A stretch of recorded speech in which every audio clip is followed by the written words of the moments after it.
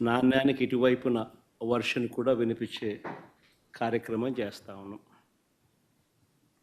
నిజంగా చంద్రబాబు నాయుడు గారి 2 బడ్జెట్లు ఇవాళ చంద్రబాబు నాయుడు ప్రవేశపెట్టిన 28వ తారీఖున తాను ప్రవేశపెట్టిన బడ్జెట్తో 2 బడ్జెట్లు తను ప్రవేశపెట్టినట్లయింది. ఈ 2 బడ్జెట్లు చంద్రబాబు నాయుడు గారివి గమనించినట్లయితే బాగా ప్రస్ఫుటంగా కూడా కనిపించేటి ఏమిటి అని అంటే, చంద్రబాబు గారు అన్ని రకాలుగా ప్రజలను మోసం చేసిన తీరు తేటతెల్లంగా కనిపిస్తుంది. ఎన్నికలకు ముందేమో బాబు షూరిటీ, భవిష్యత్ గ్యారంటీ, ఎన్నికలు అయిపోయిన తర్వాత మాత్రం బాబు షూరిటీ, మోసం గ్యారంటీ అన్న పద్ధతిలోనే ఆయన పాలన సాగుతూ ఉంది. బడ్జెట్ స్పీచ్ అంతా కూడా చూస్తే, బడ్జెట్ కానీ గవర్నర్ ప్రసంగం కానీ ఏది చూసినా కానీ కనిపించేది ఒకటే. గవర్నర్ ప్రసంగంలో వీళ్ళు రిప్లై ఇచ్చేటప్పుడు కానీ, బడ్జెట్ స్పీచ్లో కానీ ఎక్కడ చూసినా కానీ మనకు కనిపించేటివి 2 కనిపిస్తాయి. ఒకటి పరనింద, 2 ఆత్మస్తుతి. ఈ 2 మాత్రం బాగా ప్రస్ఫుటంగా కనిపిస్తాయి. 2వ బడ్జెట్ ప్రవేశపెడతా ఉన్నప్పటికీ కూడా ఈ రోజుకి కూడా వాళ్ళ నోట్లో నుంచి వచ్చే మాటలు జగనట్ట, జగనిట్ట, జగనట్ట, జగనట్ట, ఆ పాలన ఈ పాలన, ఇవే మాటలే వస్తాయి.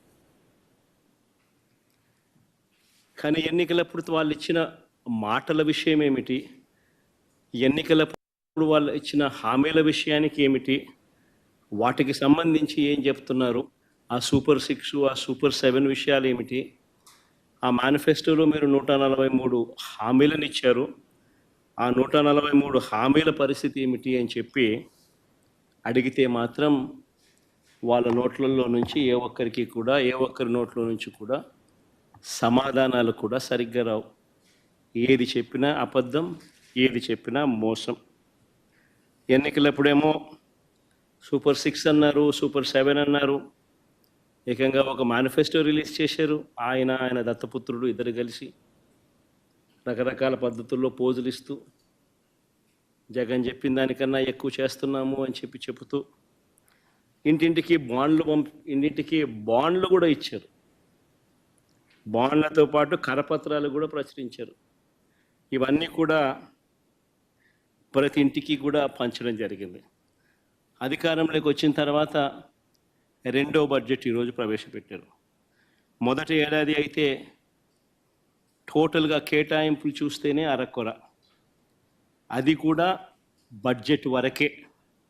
ఇచ్చింది ఎంత అని చూస్తే ఒక పెద్ద బోర్డు సున్నా కనిపిస్తుంది. ఇది చంద్రబాబు నాయుడు గారి బడ్జెట్ ప్రజెంటేషన్. ఇక 2వ ఏడాది బడ్జెట్ కూడా ఇంచుమించు అదే పోలికలే కనిపిస్తూ ఉన్నాయి. ఈ సూపర్ 6, ఈ సూపర్ 7 గురించి మాట్లాడదాం. మొట్టమొదటిగా, ఎందుకంటే ప్రధానమైన హామీలు కదా ఇవన్నీ. ఈ ప్రధానమైన హామీలకు పరిస్థితి ఏమిటి అని చెప్పి చూస్తే, మొదటిది యువతకు సంబంధించిన, ఉద్యోగాలకు సంబంధించిన చంద్రబాబు నాయుడు గారు చెప్పిన హామీ. తను చెప్పినాడు, సూపర్ 6 అన్నాడు, సూపర్ 7 అన్నాడు, నిరుద్యోగులందరికీ కూడా 3,000 రూపాయలు నిరుద్యోగ భృతి అన్నాడు. చంద్రబాబు నాయుడు ఇచ్చిన హామీ 20 లక్షల ఉద్యోగాలు వచ్చేదాకా 3,000 రూపాయల నిరుద్యోగ భృతి అని చెప్పి చెప్పుకొచ్చాడు. ఆశ్చర్యం ఏమిటి అంటే, గత ఏడాది బడ్జెట్లో చూస్తే, గత ఏడాది బడ్జెట్లో కూడా ఆ నిరుద్యోగ భృతి 20 లక్షల మందికి ఇంటూ 3,000 రూపాయలు అంటే దాదాపుగా 7,200 కోట్లు. దీనికి సంబంధించిన ప్రస్తావన అసలు పెట్టలేదు. నేరుడు సంవత్సరం, ఈ సంవత్సరం బడ్జెట్లో ఏమైనా పెట్టాడనంటే అది లేదు. పరిస్థితి గమనిస్తే రాష్ట్ర అసెంబ్లీలో గవర్నర్ గారి చేత ఇచ్చే స్పీచ్లో ఏకంగా గవర్నర్ గారి ప్రసంగానికి సంబంధించిన వర్షన్ తెలుగు కాపీస్ అన్నీ కూడా ప్రతి శాసనసభ్యుడికి కౌన్సిల్ సభ్యులందరికీ కూడా బుక్స్ కూడా పంపిణీ చేశారు. మళ్ళా అర్థం కాదేమో ప్రజలకు అని చెప్పి వాళ్ళు ఇచ్చిన దాంట్లో చూస్తే 4 లక్షల ఉద్యోగాలు ఇప్పటికే ఇచ్చేసాము. ఆల్రెడీ 4 లక్షల ఉద్యోగాలు ఈ 9 నెలల కాలంలోనే, 4 లక్షల ఉద్యోగాలు ఈ 9-10 నెలల కాలంలోనే 4 లక్షల ఉద్యోగాలు ఆల్రెడీ ఇచ్చేసాము అని చెప్పి ఏకంగా బుక్కుల ద్వారా ప్రింట్ కొట్టి మరీ సర్క్యులేట్ చేశారు. ఒకసారి చూపించండి అమ్మా ఒకసారి. ఇది గవర్నర్ గారి ప్రసంగానికి సంబంధించిన కాపీ బుక్కు. ఇందులో ఆయన అన్న మాటలు: మా ప్రయత్నాలు ఇప్పటికే ఫలితాలను ఇస్తున్నాయనే విషయాన్ని పంచుకోవడానికి నేను గర్విస్తున్నాను. భారీ పెట్టుబడుల కోసం Google, ArcelorMittal, Tata power, Greenko group, BPCL, TCS వంటి అనేక అంతర్జాతీయ దిగ్గజాలను ఆకర్షిస్తున్నాం. ఇప్పటి వరకు ఇన్వెస్టర్లు 6.5 లక్షల కోట్లు పెట్టుబడులు పెట్టారు మరియు 4 లక్షల మందికి ఉపాధి అవకాశాలు కల్పించబడినది. గవర్నర్ గారి చేత గవర్నర్ గారి ప్రసంగం అని చెప్తూ గవర్నర్ గారి పేరుతో ప్రచురితమైన పుస్తకం. ఇంతటితో ఆగిపోలేదు ఇలా అబద్ధాలు, ఇంతటితో ఆగిపోలేదు ఇలా మోసాలు. ఏకంగా ఈ బడ్జెట్ జరిగేటప్పుడే సోషియో ఎకనామిక్ సర్వే రిలీజ్ చేశారు. 2024-25కి సంబంధించిన రెండవ సోషియో ఎకనామిక్ సర్వే. ఇది రెండవ బడ్జెట్ కాబట్టి రెండవ సోషియో ఎకనామిక్ సర్వే కూడా రిలీజ్ చేశారు. 2024-25కి సంబంధించిన రెండవ సోషియో ఎకనామిక్ సర్వేలో వీళ్ళు దాంట్లో ఏకంగా ప్రింట్ కొట్టేశారు. ఏమని కొట్టారు? ఎంఎస్ఎంఈ సెక్టార్లో 2024-2025కి సంబంధించి ఏకంగా 27,07,752 ఉద్యోగాలు ఇచ్చేశారు. సోషియో ఎకనామిక్ సర్వే 2024-25 అసెంబ్లీకిలో పంచిపెట్టిన కాపీలు ఇవి, రిలీజ్ చేసిన కాపీలు. సెకండ్ సోషియో ఎకనామిక్ సర్వే అంటే రెండో బడ్జెట్తో పాటు వీళ్ళు ప్రవేశపెట్టిన సోషియో ఎకనామిక్ సర్వే, రెండో సోషియో ఎకనామిక్ సర్వే 2024-25కి సంబంధించి 2024-25లో ఏకంగా ఎంఎస్ఎంఈ సెగ్మెంట్లో ఏకంగా 27,07,752 ఉద్యోగాలు ఇచ్చేసామని చెప్పి ఏకంగా ప్రింట్ కొట్టి పెట్టేశారు. అంటే ఇంత దారుణంగా నిరుద్యోగులను మోసం చేసే కార్యక్రమం. 3,000 రూపాయల నిరుద్యోగ భృతి ఒకవైపున ఇవ్వకుండా వాళ్ళందరికీ 3,000 రూపాయలు నెలలా ఇస్తామని చెప్పి, సంవత్సరానికి 36,000 పిల్లలకి ఇస్తామని చెప్పి ఏకంగా వాళ్ళకి ఇవ్వకుండా, బడ్జెట్లో వాటికి సంబంధించిన ప్రతిపాదనలు ఏవి చేయకుండా ఏకంగా ఇన్ని లక్షల ఉద్యోగాలు ఇచ్చేసాము అని చెప్పి 4 లక్షల ఉద్యోగాలను గవర్నర్ గారి ప్రసంగంలో చెప్పి ఇచ్చేస్తారు. సోషియో ఎకనామిక్ సర్వే రిలీజ్ చేసి 27,07,752 ఉద్యోగాలు ఇప్పటికే ఇచ్చేసాము అని చెప్పి చెప్తా ఉన్నారు. ఇంత దారుణంగా చంద్రబాబు నాయుడు అనే వ్యక్తి నిరుద్యోగులకు, మరి పిల్లలకు, ప్రతి ఒక్కరికి నేరుడు సంవత్సరం ప్రతి పిల్లాడికి 36,000 రూపాయలు ఇప్పటికే ఎగనామం పెట్టాడు, మోసం చేశాడు. ఈ సంవత్సరం బడ్జెట్లో కూడా మరో 36,000 పిల్లలకు మోసం చేసి ఎగనామం పెడతా ఉన్నాడు. అంటే పిల్లలకు ఇప్పటికే చంద్రబాబు నాయుడు 72,000 రూపాయలు ప్రతి పిల్లాడికి చంద్రబాబు నాయుడు మోసం, దగ, వంచన, బకాయిలు రెండు అన్ని పదాలు పెట్టచ్చు ఇప్పటికీ చేసిన మోసాలు.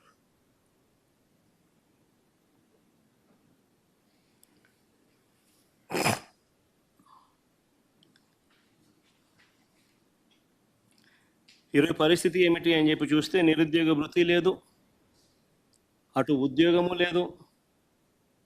ఉన్న ఉద్యోగాలన్నింటినీ వర్షపెట్టి ఊడబెరికే కార్యక్రమం జరుగుతూ ఉన్నాయి. ఇవి కనిపిస్తూ ఉన్న సత్యాలు. అదే ఒకసారి గమనించినట్లయితే వైఎస్ఆర్సీపీ పాలనలు, మా పాలనలు ఎన్ని ఉద్యోగాలు ఇచ్చారు, ఎన్ని ఉద్యోగాలు వచ్చాయి అనేది ఒకసారి గమనించినట్లయితే కేవలం 4 నెలల కాలంలో వైఎస్ఆర్సీపీ ప్రభుత్వం 2019 జూన్లో ప్రమాణ స్వీకారం చేసాం.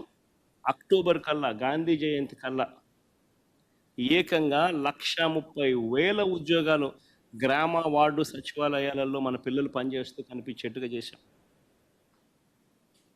4 నెలల కాలంలోనే ఏకంగా మరో 2,66,000 వాలంటీర్ల ఉద్యోగాలు అక్టోబర్ 2 గాంధీ జయంతి నాటికి, అంటే మా ప్రభుత్వం ఏర్పడిన 4 నెలల కాలంలోనే రిక్రూట్ చేశాం. ఎవరు కాదనలేని సత్యాలు ఇవన్నీ. యాప్కాస్ ద్వారా మరో 1,00,000 ఉద్యోగాలు, యాప్కాస్ ద్వారా కరెక్ట్గా చెప్పాలంటే 96,000 ఉద్యోగాలు యాప్కాస్ ద్వారా కల్పించడం జరిగింది. యాప్కాస్లో పే స్లిప్పులతో సహా చెప్పగలుగుతాం ఎవరికి ఉద్యోగాలు ఇస్తున్నామని. నేను చెప్పిన ప్రతి నెంబరు కూడా పే స్లిప్స్తో సహా, ఆధార్ కార్డ్ నెంబర్తో సహా చెప్పగలుగుతాం.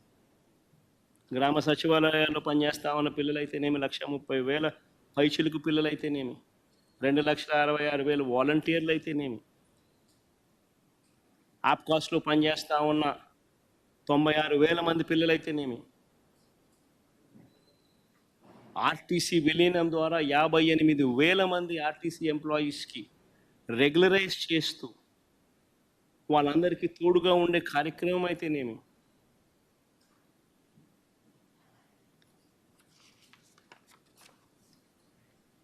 ఇవి కాక మిగిలిన కాంట్రాక్టు, మిగిలిన గవర్నమెంట్ ఉద్యోగాలన్నీ కూడా లెక్కేసుకుంటే అక్షరాల 5 సంవత్సరాల కాలంలో వైఎస్ఆర్సీపీ ప్రభుత్వ హయాంలో వివిధ సెక్టార్లలో గవర్నమెంట్ ఉద్యోగాలు అని అంటే గవర్నమెంట్ ఉద్యోగాలు, అవుట్సోర్సింగ్, కాంట్రాక్టు అన్ని గవర్నమెంట్ పరానికి సంబంధించినవి 6,31,310 మందిని వైఎస్ఆర్సీపీ హయాంలో ఉద్యోగాలు ఇచ్చారు. అదేవిధంగా లార్జ్ అండ్ మెగా సెక్టార్లో వీళ్ళు ఇచ్చిన సోషో ఎకనామిక్ సర్వే రిపోర్ట్లు మొట్టమొదట బడ్జెట్ ప్రవేశపెట్టేటప్పుడు, ఇది మా సోషో ఎకనామిక్ సర్వే రిపోర్ట్ కాదు, వీళ్ళ గవర్నమెంట్ వచ్చిన తర్వాత వీళ్ళ మొట్టమొదటి బడ్జెట్తో పాటు 2023-24 సంబంధించి వీళ్ళు ప్రవేశపెట్టిన సోషో ఎకనామిక్ సర్వే,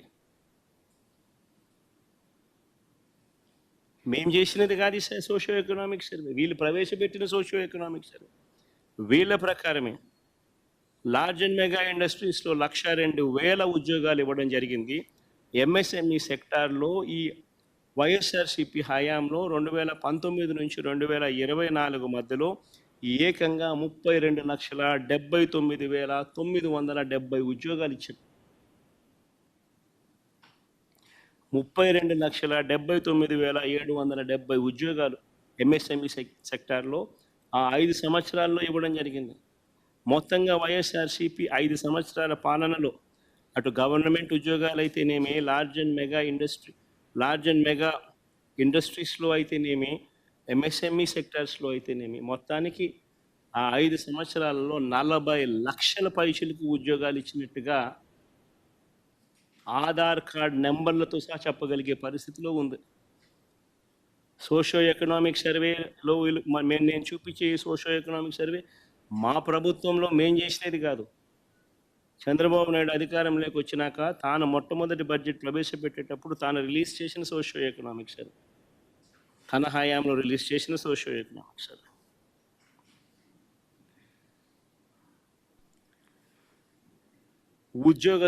ఉద్యోగాలు కల్పించే విషయంలో ఏ ప్రభుత్వం ఎంత చిత్తశుద్ధిగా పనిచేస్తూ ఉంది, ఏ ప్రభుత్వం ఎంత నిజాయితీగా పిల్లల పట్ల ఉంది అని చెప్పడానికి ఇదొక నిదర్శనం. వీళ్ళు ఒక వైపున ఉద్యోగాలు క్రియేట్ చేయకపోగా మరోవైపున పారిశ్రామికవేత్తలను బెదరగొట్టి పంపిస్తూ ఉన్నారు. కడపలో స్టీల్ ఫ్యాక్టరీ పెట్టడానికి ముందుకు వచ్చిన సజ్జన్ జిందాల్ని బెదరగొట్టి పంపించాడు. అరబిందో సంస్థను వీళ్ళే బెదిరించి పంపించేసే కార్యక్రమం చేస్తూ ఉన్నారు. వీళ్ళ హయాంలో పారిశ్రామికవేత్తలు ముందుకు వచ్చి పరిశ్రమలు పెట్టడానికి భయపడే పరిస్థితులకి రాష్ట్రాన్ని తయారు చేశారు. మరోవైపున చూస్తే ఉద్యోగాలు ఒకవైపున రాకపోగా మరోవైపున నిరుద్యోగులకు ఇవ్వాల్సిన నిరుద్యోగ భృతి 3,000 రూపాయలు ప్రతి నెల ఇస్తానన్నాడు. ప్రతి నిరుద్యోగికి ఈరోజు ఈ 2 బడ్జెట్ల పుణ్యాన ఏకంగా నేరుడు సంవత్సరం 36,000 రూపాయలు, ఈ సంవత్సరం మరో 36,000 రూపాయలు, 72,000 రూపాయలు ప్రతి నిరుద్యోగికి బాకీ పడ్డాడు. ఎగరగొట్టాడు, ఎగనామం పెట్టాడు. ఇంకొక హామీ చూద్దాం. ఎన్నికల వేళ ఈ పెద్ద మనిషి చంద్రబాబు నాయుడు అన్న ఇంకొక హామీ, 18 సంవత్సరాల నుంచి 59 సంవత్సరాల మధ్యలో ఉన్న ప్రతి మహిళకు 18 to 60 లోపు ఉన్న ప్రతి మహిళకు 18 సంవత్సరాల నుంచి 60 ఏళ్ళ దాకా ప్రతి మహిళకు నెలకు 1,500 రూపాయలు, అంటే సంవత్సరానికి 18,000 ఇస్తానన్నాడు. ప్రతి ఇంటికి నీకు 18,000, నీకు 18,000, నీకు 18,000 అని చెప్పాడు. ఇంటికి వెళ్ళి ప్రచారం చేస్తూ ఆడబిడ్డ నిధి అని చెప్పి ఒక పేరు కూడా, బ్రహ్మాండమైన పేరు కూడా పెట్టాడు. నేను అడుగుతా ఉన్నాను, ఇప్పుడు ఓటర్ లిస్ట్ మన కళ్ళ ఎదుటే ఉంది.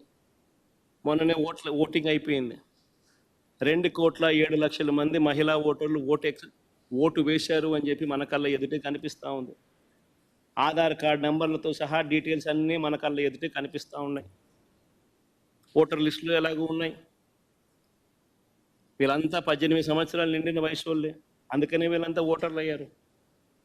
మరి 2,07,00,000 మంది ఓటర్లలో 60 ఏళ్ళు పైచిలకు నిండిన వాళ్ళను